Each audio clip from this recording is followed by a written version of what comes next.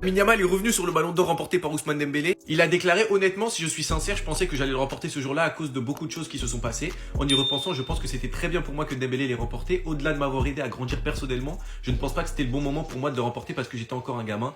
Et je pense que je n'aurais probablement pas apprécié ce que cela signifie vraiment de gagner un ballon d'or. Voyons si cette année, c'est le mien. Et il a rajouté, Ousmane et moi on s'entend très bien, j'ai passé du temps avec lui, on a beaucoup discuté et même l'autre jour il a pris de mes nouvelles et m'a demandé comment j'allais. Depuis la cérémonie du Ballon d'Or, j'ai mûri, j'ai changé beaucoup de choses dans ma vie. Je suis très heureux qu'il l'ait remporté, on était ensemble au Dubai Awards aussi et on voit qu'on a une excellente relation, on continue à se parler de temps en temps. De toute façon ça se voyait qu'il avait pris en maturité, il a pris un peu de recul sur ce qui se passait autour de lui, l'engouement qu'il y a eu dans les médias autour de lui, il y a eu beaucoup de mensonges qui ont été racontés sur lui, par exemple le fait qu'il voulait faire payer ses autographes. Là aujourd'hui il a passé 20 minutes avec les fans à signer des autographes. Donc voilà, en plus apparemment, il se rétablit très bien. Il devrait avoir du temps de jeu pour le premier match de l'Espagne. Donc voilà, si vous voulez votre maillot de l'Espagne ou de n'importe quelle nation pour la Coupe du Monde, Street Player, vous avez moins 20% avec mon code promo SSX sur tout le site. C'est de la très bonne qualité, je vous le garantis. C'est de la confiance, la livraison elle est rapide, vous avez suivi du colis. Le lien il est en bio de mon Linktree, donc n'hésitez pas. Moi vous en pensez en commentaire les gars, pour vous abonner, vous êtes des bons, nous, on avance. Attendez. Lamine Yamal est revenu sur son top 2 au Ballon d'Or derrière Ousmane Dembélé et pour le coup la maturité c'est juste dingue. Comment vous êtes-vous senti quand Dembélé a remporté le Ballon d'Or? Honnêtement, si je suis sincère, je pensais que j'allais le remporter ce jour-là à cause de beaucoup de choses qui se sont passées. En y repensant, je pense que c'était très bien pour moi que Dembélé l'ait remporté.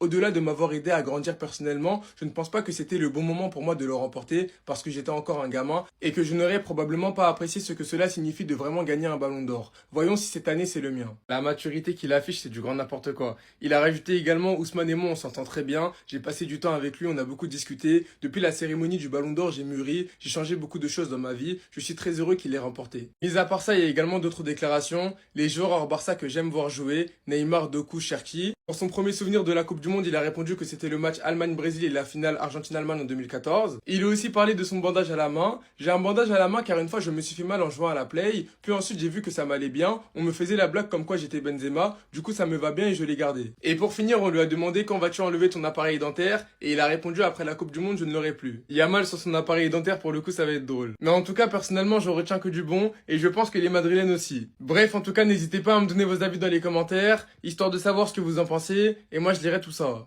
Dans la FAQ de Lamine Yamal, il y a quelques questions qui ont bien mis en avant son état d'esprit sur et en dehors du terrain. On commence sur le terrain déjà quand on lui pose la question par rapport à ce qu'il a appris durant l'Euro. J'ai appris à rester plus calme, que les matchs sont très longs et que si tu joues mal une rencontre, il t'en reste encore 6 derrière, donc pas de précipitation, que tout doit venir naturellement et que le tournoi est très long, il finit toujours mieux qu'il ne commence, donc il faut commencer calmement. Calmement les gars. Ça me rappelle toutes les fois où il a mis des stories où il parlait de la pression. Ça le voyait en mec arrogant, hautain, je sais pas quoi. C'est juste un mec chill. Il privilégie le calme plutôt que les nerfs. Et d'ailleurs, oubliez pas que c'est un mec, hein, avant la finale de l'Euro, il est en train de dormir.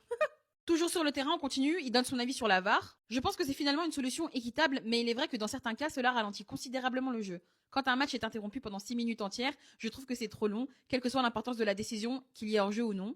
Et là, c'est ma partie préférée. Je me souviens du football d'avant, elle aurait pu être victime d'une décision injuste, mais le match a repris immédiatement et il y avait quelque chose d'amusant là aussi. Là, il est clairement en train de dire, hein, c'est bien les vérifications à la VAR, mais vas-y, des fois c'est long. Genre, venez, on joue. Les gars, il veut juste jouer. Le petit veut juste jouer. Pour parler en dehors du terrain, et je vais prendre juste cette question, on lui a demandé quelle a été sa meilleure journée en dehors du football, et figurez-vous qu'il a cité juste 3 journées banales, sortir faire de la trottinette avec ses amis, aller boire un verre, etc. Et d'ailleurs dans la vidéo, il dit, et non vous vous attendiez peut-être à ce que je vous dise des trucs avec des Lamborghini, etc. Mais pour moi ce genre de choses ce sont les meilleures parce qu'en fait, depuis qu'il est devenu connu entre guillemets, il a plus forcément l'opportunité de profiter des vraies choses simples de la vie, comme juste se balader dans la rue, profiter de l'ambiance et de l'atmosphère en ville, etc. Comme il avait l'habitude de le faire à Rocafonda.